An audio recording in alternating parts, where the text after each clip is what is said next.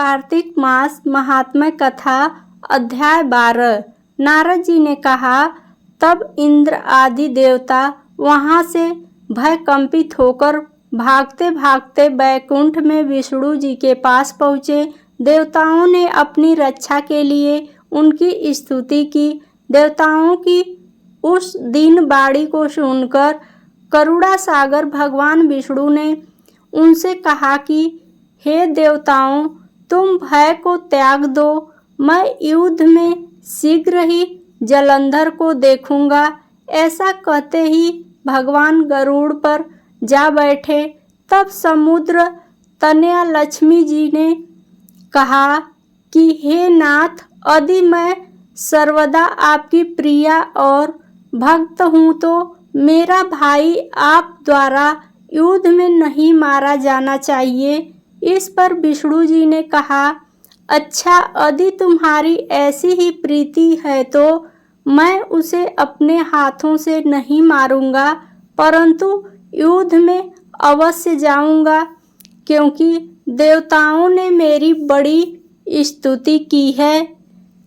ऐसा कहकर भगवान विष्णु युद्ध के उस स्थान में जा पहुँचे जहाँ जलंधर विद्यमान था। जलंधर और विष्णु का घोर युद्ध हुआ। विष्णु के तेज से कंपित देवता सिंहनाद करने लगे।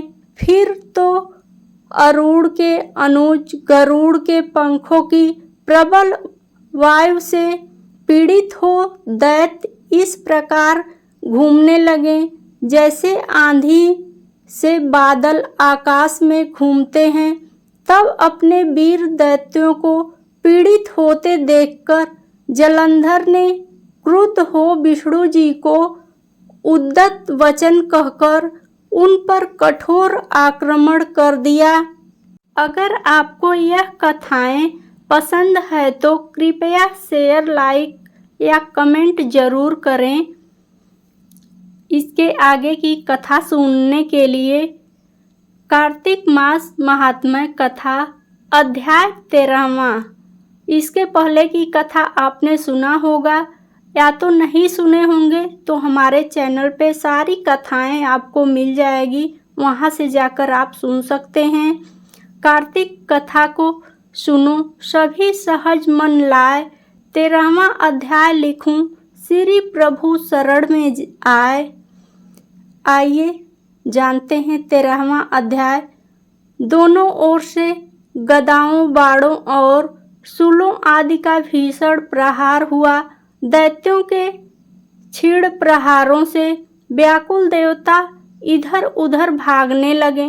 तब देवताओं को इस प्रकार भयभीत हुआ देख गरुड़ पर चढ़े भगवान युद्ध में आगे बढ़े और उन्होंने अपना सारंग नामक धनुष उठाकर बड़े जोर का डंकार किया।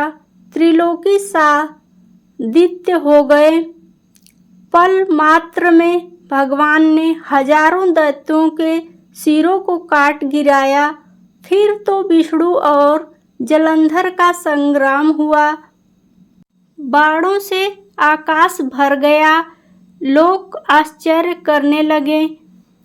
भगवान विष्णु ने बाणों के वेग से उस दैत्य की ध्वजा, छत्र और धनुष बाण काट डाले, जिससे व्यथित हो उसने अपनी गदा उठाकर गरुड़ के मस्तक पर दे मारी। साथ ही क्रोध से उस दैत्य ने विष्णु जी की छाती में भी एक क्षीण बाण मारा। इसके उत्तर में विष्णु जी ने उसकी गदा काट दी और अपने सारंग धनुष पर बाण चढ़ाकर उसको बीधना आरंभ किया। इस पर जलंधर इन पर अपने पैने बाण बरसाने लगा। उसने विष्णु जी को कई पैने बाण मारकर वैष्णव धनुष को काट दिया। धनुष कट जाने पर भगवान ने गदा ग्रहण कर ली और शीघ्र ही जलंधर को खींचकर मारी, परंतु उस अग्निवत अमोघ गदा की मार से भी वह दैत्य कुछ भी चलायमान न हुआ। उसने एक अग्निमुख त्रिशूल उठाकर विष्णु पर छोड़ दिया। विष्णु जी ने शिव के चरणों का स्मरण कर नंदन नामक त्रिशूल से उसके त्रिशूल को छेद दिया। जलंधर ने झटपट विष्णु जी की छाती पर एक जोर का मुष्टिक मारा, जिसके उत्तर में भगवान विष्णु ने भी उसकी छाती पर अपनी एक मुष्टि का प्रहार किया। फिर दोनों घुटने टेक बाहुओं और मुष्टिकों से बाहु युद्ध करने लगे। कितनी ही देर तक भगवान उसके साथ युद्ध करते रहे।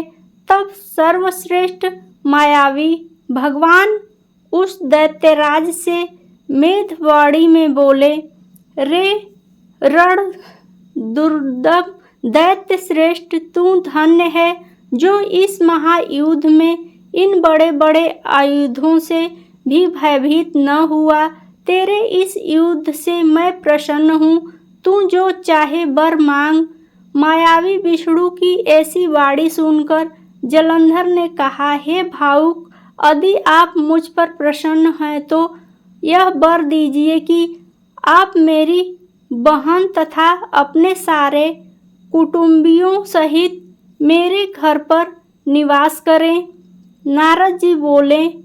उसके ऐसे वचन सुनकर विष्णु जी को खेद तो हुआ, किंतु उसी क्षण देवेश ने तथास्तु कह दिया।